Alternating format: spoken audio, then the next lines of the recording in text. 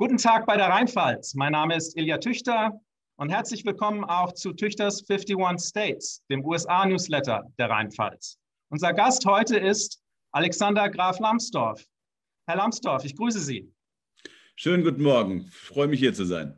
Let's have a few questions in English for our American and English-speaking audience.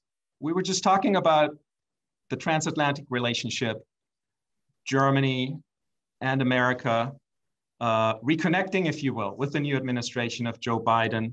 However, we have Jake Sullivan, we have Tony Blinken, who make it very clear that there will be differing interests.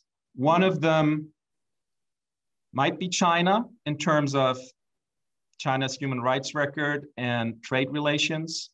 But let's talk about another very current episode, which is the Nord Stream 2, the gas pipeline deal with Russia. I think a lot of Germans are surprised to see that there's no difference between the Trump administration and the Biden administration. Can you explain this to us? Well, it's quite easily explained. I mean, this deal was arranged by German Chancellor Gerhard Schröder, and his successor, Angela Merkel, kept repeating the myth that this is essentially a private business undertaking with no political implications whatsoever. That is, of course, dead wrong. Nord Stream 2, just as Turk Stream, the pipeline system in the south, has a geopolitical dimension to it. And that geopolitical dimension is very clear. It's to essentially circumvent Ukraine, to deprive Ukraine of revenue from transiting gas and oil across its territory, to weaken Ukraine further and to make it pliable to Russian demands. And if one does not recognize that, one does not recognize the geopolitics of energy. And I think the Americans, of course, do recognize this, as do the French, as do the Poles, as do the Scandinavians, as does the European Parliament. Germany is completely isolated on the issue of Nord Stream 2 in the West. And so therefore, I'm not surprised at all that the Biden administration should consider this a critical issue. I am looking forward to conversations we're going to have with the administration concerning the stabilization of Ukraine, because we have to counteract this geopolitical impulse from Moscow. And then I hope we can find a way to interrupt the construction of the pipeline until Russia changes its behavior, because Russian behavior of late has been very aggressive towards the West. And I think it's time for us in Europe, particularly in Berlin and Germany, to recognize that something has to change in Moscow, and that what we have to look at the levers that we have. Nord Stream 2 is one of them. We're talking about Graf Lambsdorff's new book, Wenn Elefanten kämpfen, when elephants are fighting, meaning when the US and China are fighting.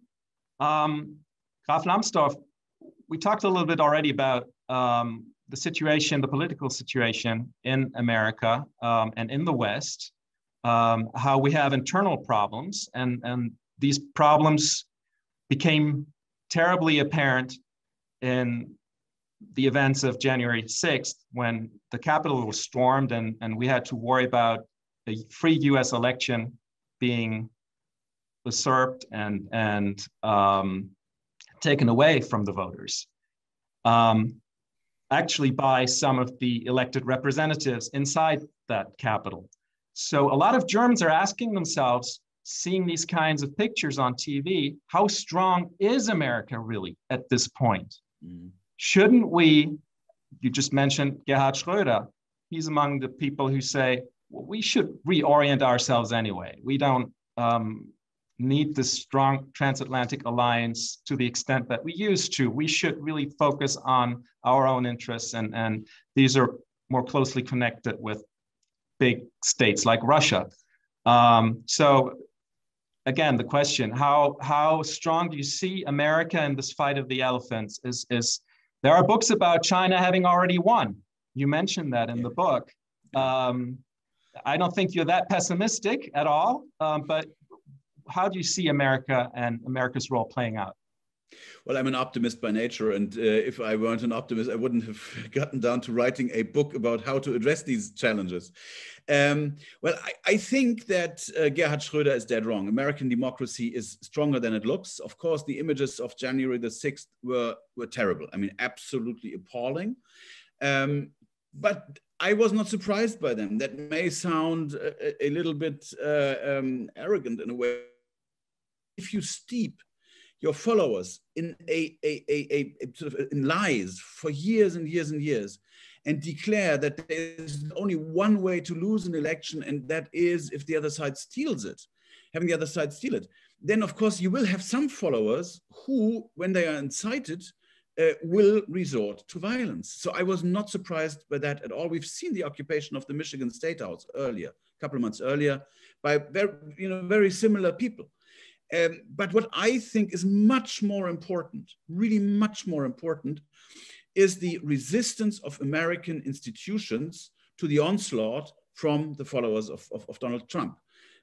Election commissions, courts, the Supreme Court, including the Supreme Court, have all refused to take away the election victory from Joe Biden, who won that election fair and square. And I think the institutional setup of American democracy, with its federalism, with its separation of powers, has proven to be extremely strong. I mean, it's an old traditional democracy.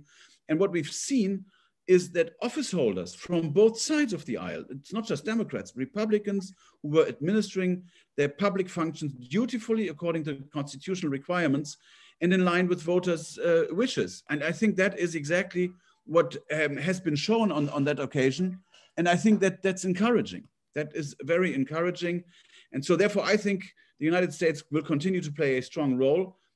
American society is not without its challenges, absolutely not. Otherwise, Donald Trump could not have won the election 4 years ago. But I think American democracy has come out of this stronger rather than weaker. So at the end of our conversation, we're back at the beginning, I think. We're talking about how our greatest strength, liberty, can become our weakness. And actually, this weakness is our greatest strength because these conflicts are being played out in the open. It looks messy. But it's actually a show of strength, which in a country like China, we wouldn't have. They don't want this free discussion. And in the long run, hopefully, this will play out positively in the race between the nations on this earth and for peace around the globe. And I finish showing again this book. Congratulations, Graf Lambsdorff. When do you think a English language version might come out? I'd be very happy to have a translation as soon as possible. Now we have the German version. If there are enough people who are interested in reading it in English concerning, these new Cold Wars and Germany's role in it, I will see to it that we'll have a translation, but I can make no promises. Fantastic. So all our American and English-speaking friends just have to keep learning German for a little while longer. Ganz herzlichen Dank, Graf Lambsdorff, für die Zeit, für die interessanten Einblicke und bis zum nächsten Mal hier bei der Rheinpfalz. Bis zum nächsten Mal. Vielen Dank. Tschüss, Herr Tüchter. Tschüss, Herr Lambsdorff.